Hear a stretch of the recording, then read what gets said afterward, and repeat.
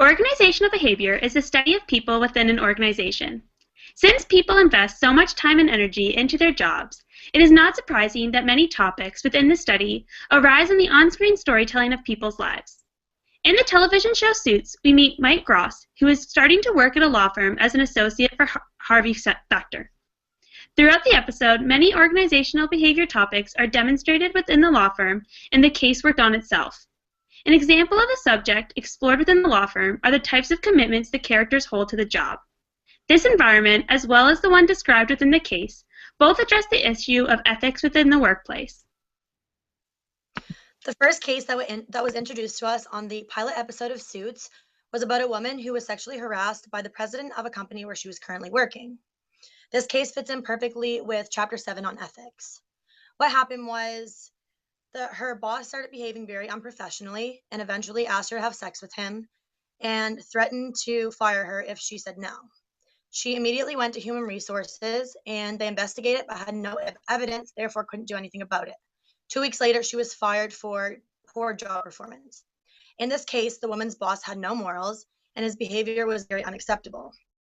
He broke multiple moral principles such as performing an unendorsed act and not respecting his employees' rights. At the end of the episode, he was caught witness tampering. This is a major offense with the law and could result in jail time. By not complying with the law and ignoring ethical standards, the president of the company proved to lack corporate social responsibility. Looking further into ethics, Suits provides a wealth of not-so-ethical choices to analyze.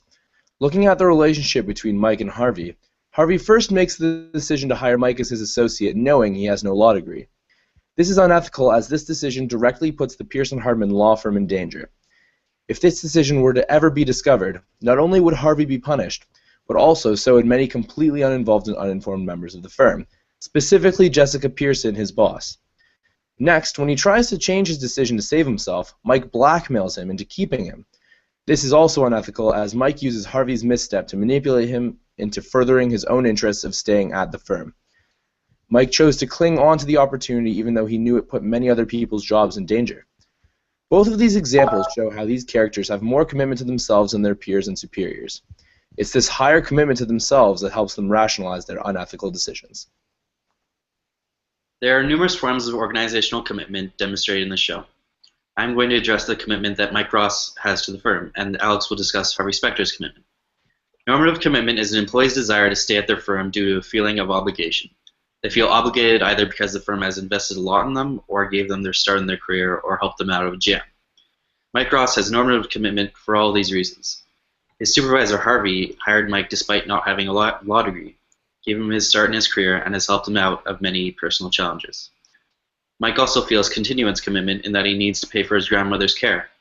He has expenses. He has no university education, so he stays at the firm because he has to.